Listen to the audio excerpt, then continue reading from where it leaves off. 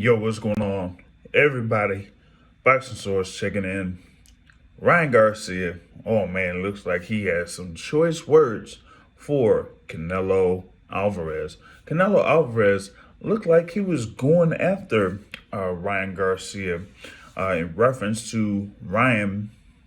He had left pretty much like the Canelo team or whatever it is, but specifically, he, parted ways with Eddie Reynoso in order to prepare for his fight against Emmanuel Tego on April 9th with Joe Goosen. Long-time trainer, has, trained a lot of fighters over the years, over the past few decades here. But Joe Goosen is someone that would have more time to work with Ryan Garcia.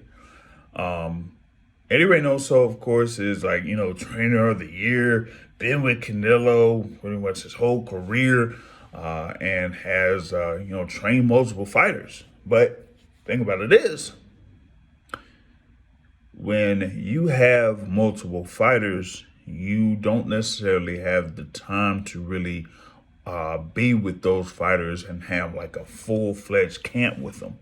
So either you could wing it a little bit. You could have one fighter that may have an upcoming fight and another fighter have another upcoming fight, and you have those two guys kind of like quote unquote training together. While you try to tell one fighter one thing and when another fighter another thing. But when you have a good number of fighters that you work with, that, kind of like makes things a little bit difficult as far as like fully focusing on one fighter in preparation for their bout that they have coming up.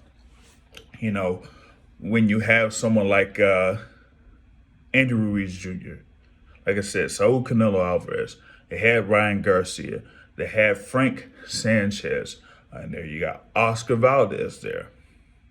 Those are, just a few names that are rattled out when it comes to that camp there through Eddie Reynoso.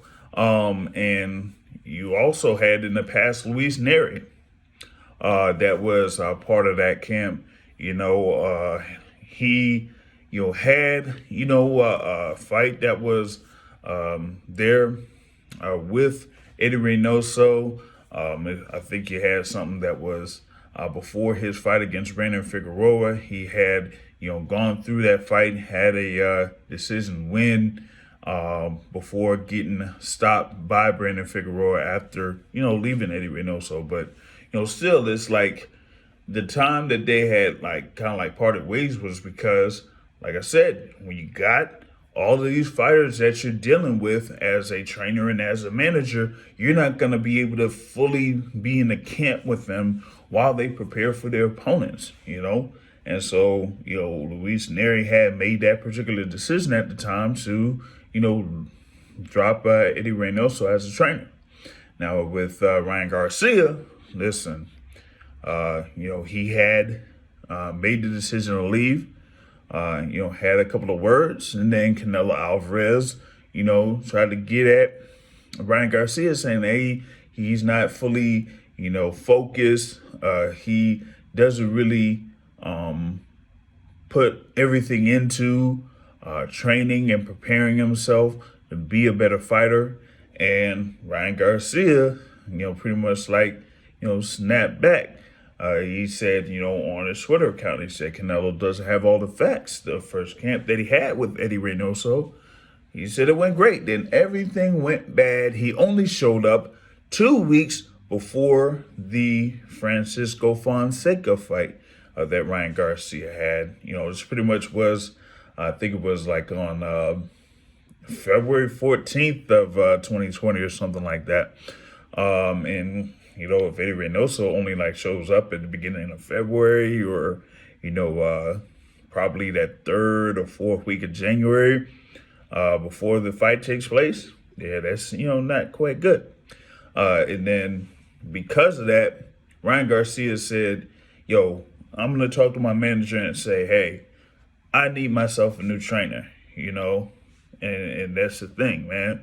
And he brings up something where he talks about Virgil Ortiz Jr. and Eddie Reynoso.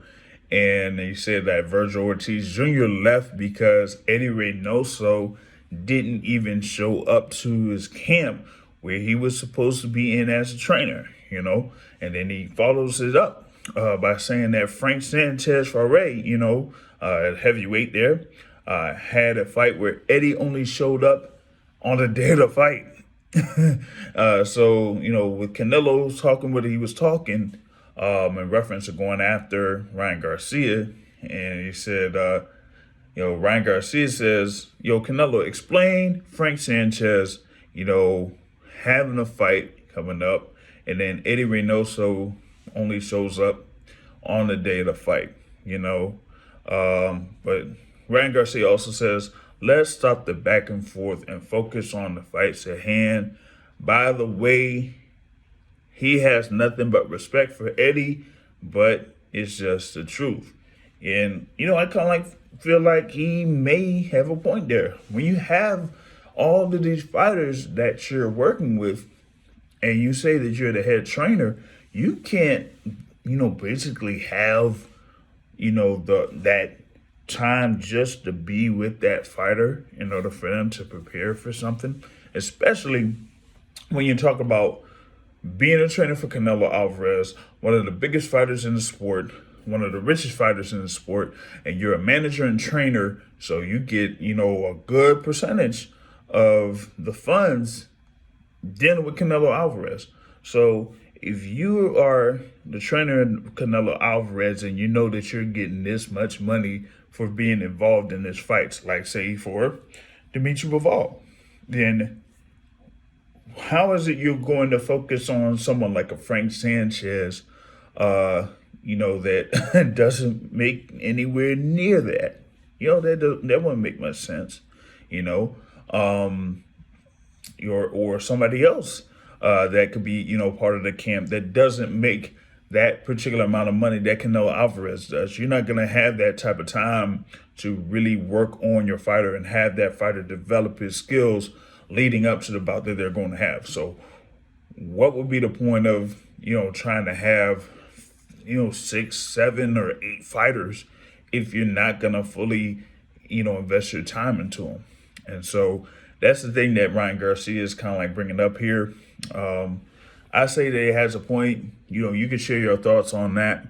You can also subscribe to the Boxing Source here on YouTube. Really appreciate it. On that note, folks, I'm out. Peace.